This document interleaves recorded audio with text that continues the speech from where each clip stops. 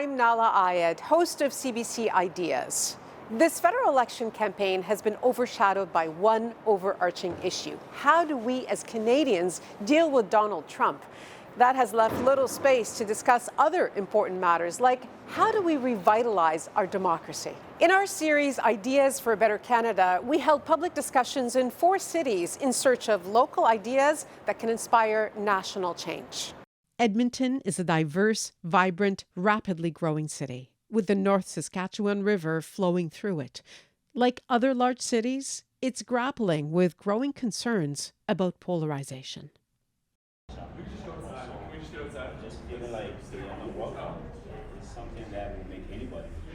But to begin with, let's start at the very, very most basic point. Jared, I'd like to start with you.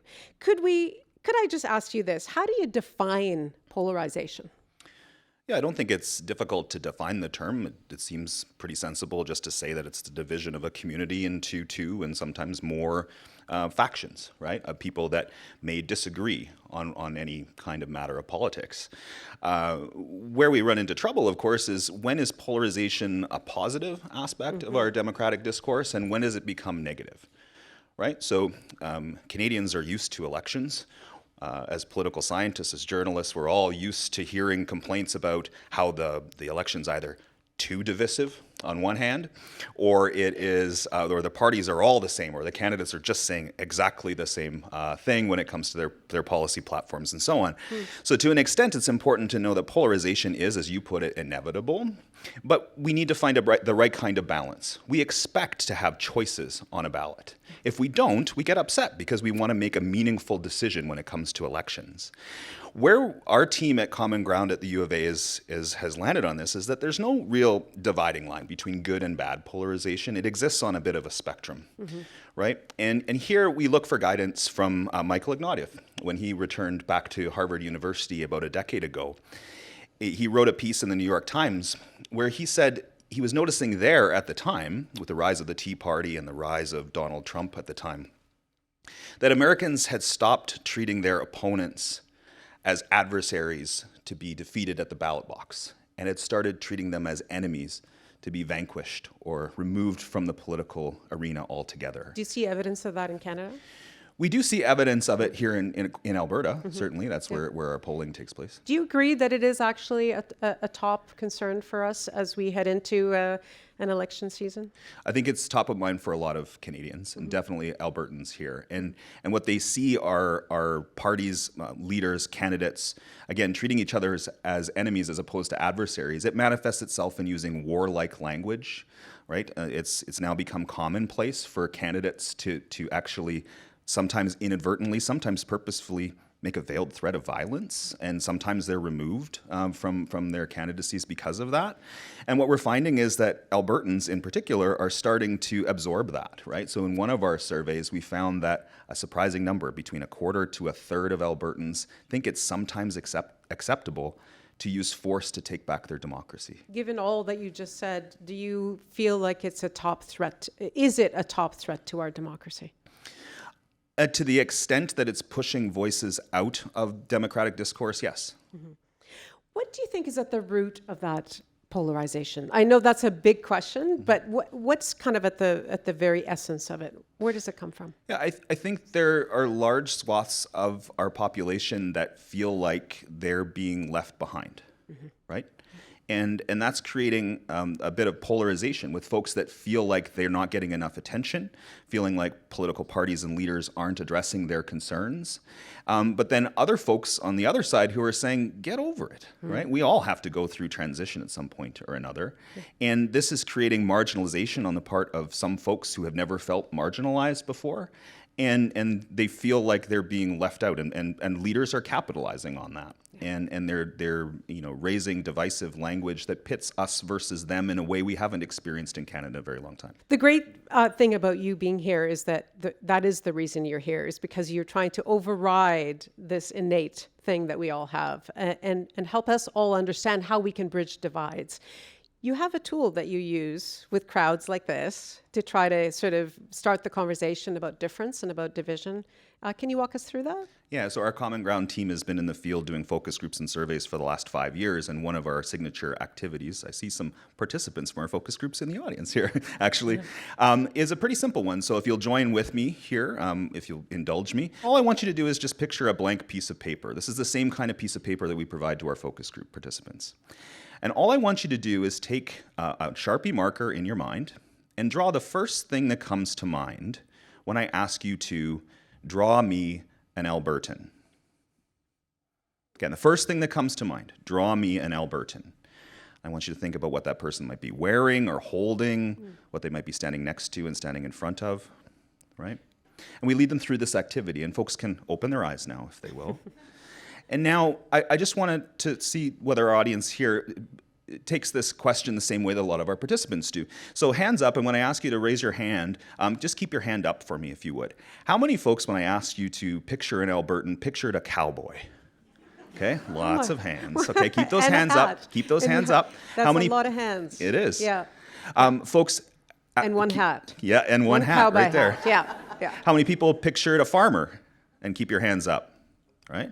How many people pictured somebody who works on an oil rig? More, right? How many people pictured somebody who was a man?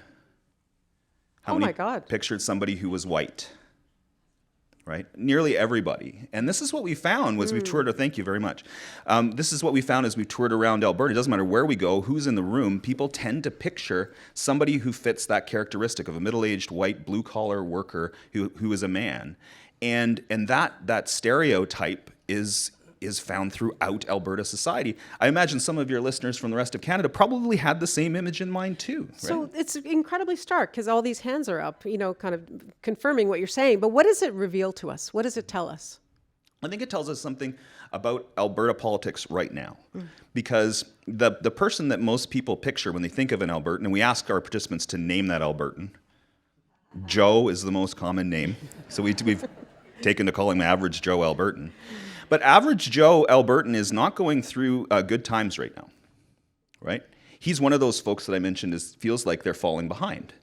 And what we're finding is that there's a community psychology involved here, where even if you don't look like Joe, even if you don't really know a Joe in your life, you feel like Joe represents what it means to be Albertan. And if Joe is going through hard times, then you feel like you're going through hard times. And this gets a lot of people's backs up, right?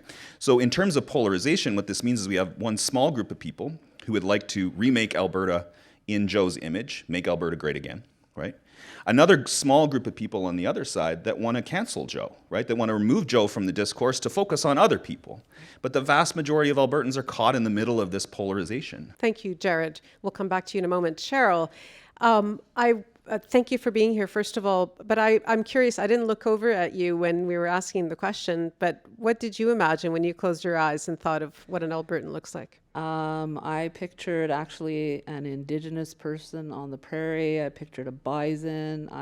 These are the things that I conjured up. Okay. Yep. So can you talk about why that, just thinking about what Jared was talking about and the source of this polarization, how much do you think, in your experience, that has to do with stereotyping of the kind we're talking about? We talk about the narrative that people carry around, the story, to your point, of what an Albertan is and what they look like, what they value, all of those things. And so when we're talking from our point of view, from the Indigenous community's point of view, we want to talk about that narrative. And it's a very different narrative that I hold, just when I told you what I think an Albertan looks like. Yeah.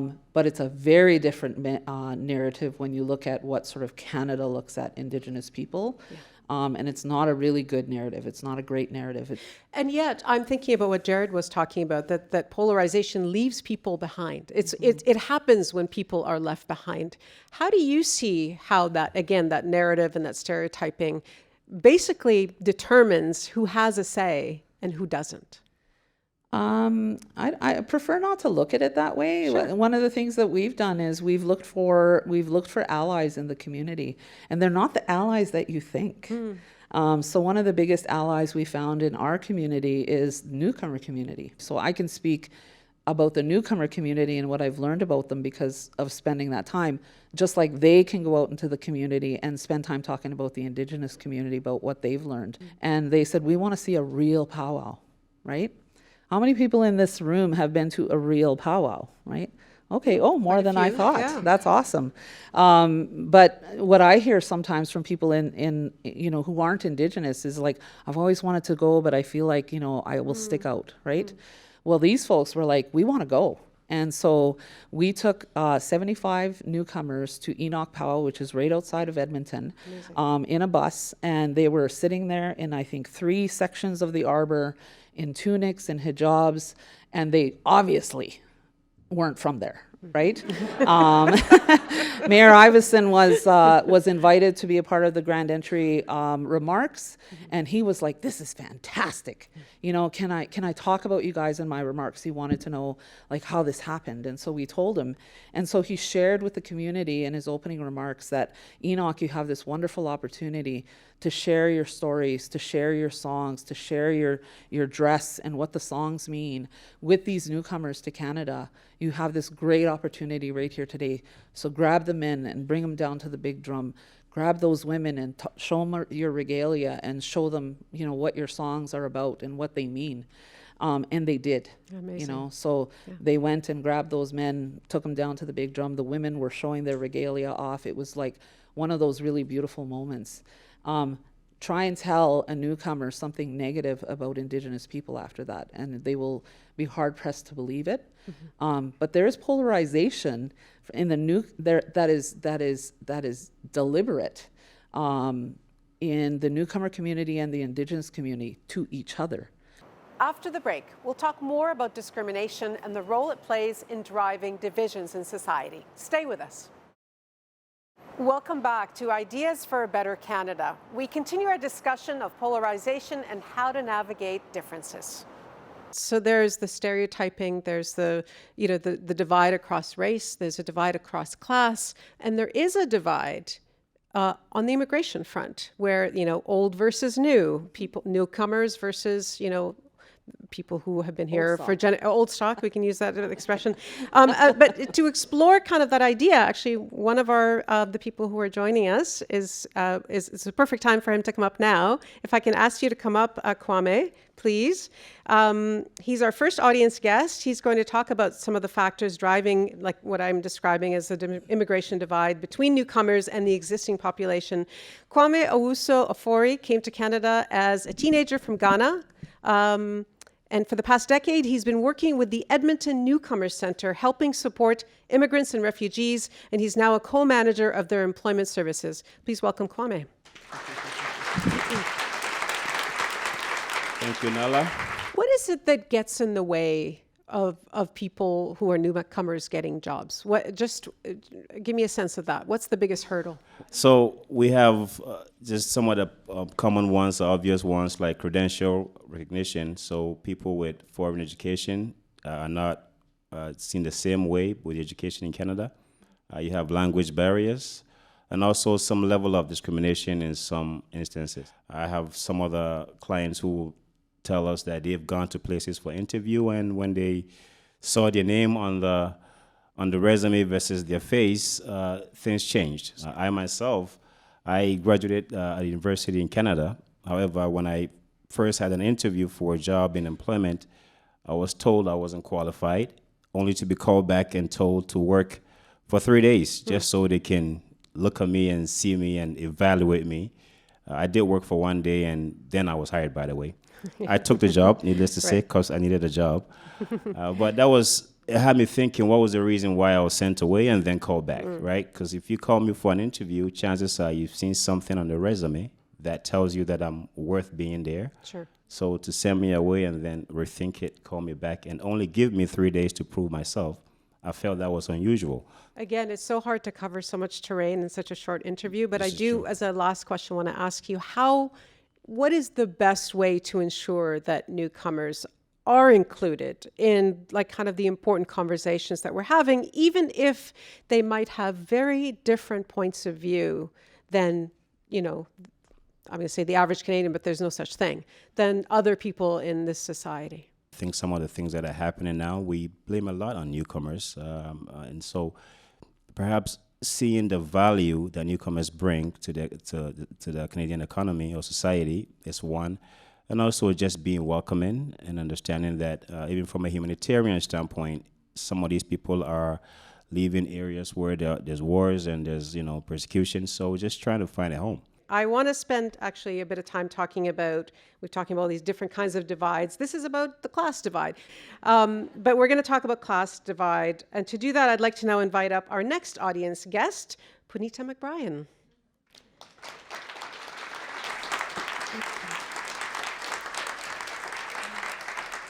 Punita is the executive director of the Downtown Business Association of Edmonton.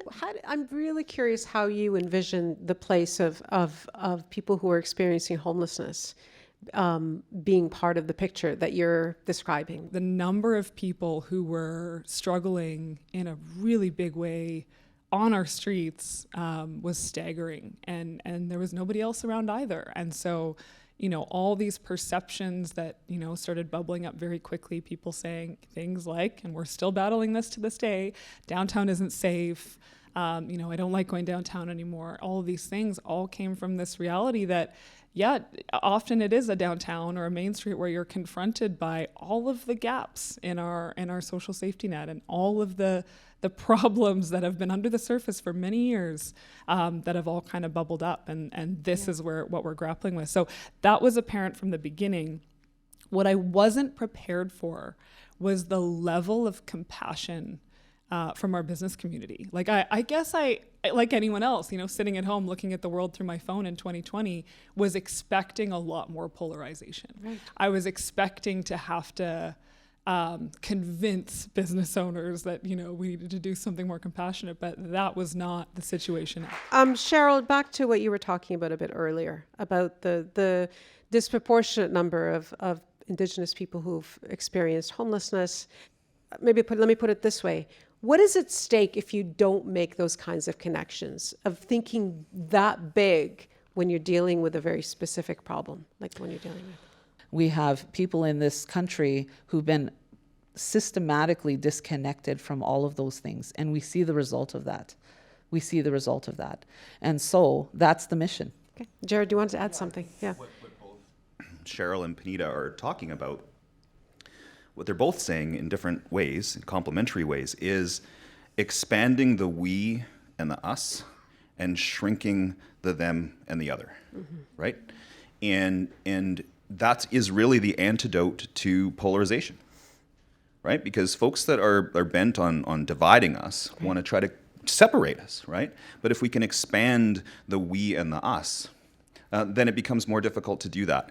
And the usual refrain, there's a lot of people that push back against that idea, right? And they say, well, there's got to be a limit to who we work with. And one of my colleagues in the United States, Anand Giridharadas, said in a podcast once, he said, he gets accused of, when he's bridge building, he gets accused of the following. He said, people come up to him saying, what am I supposed to go and hug a fascist or hug a Nazi?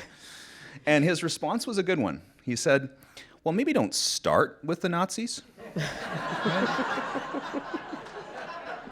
But how about we start by acknowledging that not everybody who disagrees with you is a Nazi, right? And I think we need to start making room for bridge builders like what we're hearing from here tonight, because what they're doing is helping us to understand how to expand the we and the us and pushing back against that polarization. Yeah. And there are some, fairly polarizing events that have happened recently, whether it's the premier going, visiting with divisive figures in the States, or whether it's policies here in Canada or on the ground. There's been quite a bit to find people polarized over. Although at the same time, your own work and the work of the Samara Center suggests that this polarization isn't as simple as we see it. That in fact, online, for example, that the people who are stirring up the polarization tend to be fewer in numbers than we think. Can you just talk about that nuance and why it's important for us to understand that maybe things are not as bad as they might seem from the outside? Yeah, I think the most encouraging piece from a lot of research that we're seeing across North America is that people don't like to be polarized, right? And they don't like to be forced into single identities. They don't like being, in Alberta's case, we know from our own Common Ground work that Albertans don't like being forced to choose between being an Albertan or being a Canadian. They're both, right? They don't like being asked. Yeah. They don't like being asked to choose between being progressive and conservative. They check both boxes in our Viewpoint Alberta surveys all the time, which freaks Americans out because that doesn't make a lot of sense to them. But a lot of what we're talking about here is the tendency among Canadians, and Albertans are no different than the mainstream Canadian as well, is that they place themselves somewhere in the center of the political spectrum, and they like to go along to get along. So I'm going to bring up somebody who's going to help us understand some of this as well. She's our final audience guest. Melanie Hoffman is the Associate Director of Alberta Talks. Just to explain, Alberta Talks is a branch of an environmental NGO, and it deploys a technique called deep canvassing to help bridge ideological divides. Sounds interesting, doesn't it? So what exactly is deep canvassing? Well, what we do is we bravely go and knock on our neighbors' doors in neighborhoods across the province and invite them into a vulnerable conversation about our life stories. And we look for what has come up before, which is this idea that we all hold values dear that we have in common.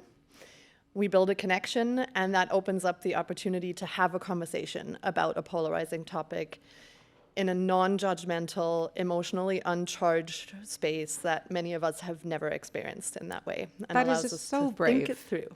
Clearly, it takes a lot of effort and resources to deploy that kind of, you did a ton of people to really move the needle on an opinion. Why engage in it anyway? I mean, what does it matter if you say you change 10 people's minds or 100 people's minds? Yeah. Well, one person at a time, I think, is how this change ends up being made. That's wonderful. Thank you very much. Thank you you. for sharing with us. Right.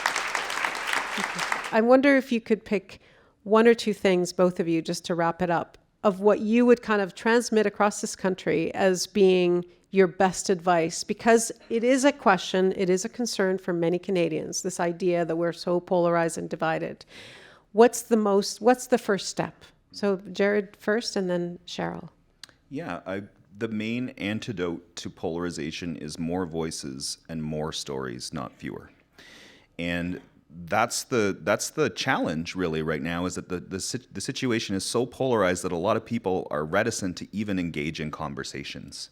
Right? How hard would it be to walk up and talk to a stranger about a polarizing issue? Most people don't feel equipped to do so, but this is a time when we need to, right? Okay. Cheryl. I agree with Jared. It's that whole notion of neither wolf nor dog, and the majority live in the middle, right in the middle. I also think about the power of story, and we all have story in us. And I think the beautiful thing about story is you can find yourself in it, you can relate to it, and stories evolve as we evolve. And so that's why I like sharing stories, because people will walk home and remember. Thank you. You guys are wonderful. Wonderful. Ideas for a Better Canada is a partnership with the Samara Centre for Democracy. To hear even more of those conversations, please listen to CBC Ideas on broadcast or podcast, or visit us at cbc.ca/bettercanada. A big thank you to the CBC Call Out Partnership Program for making this series possible. And thank you for tuning in.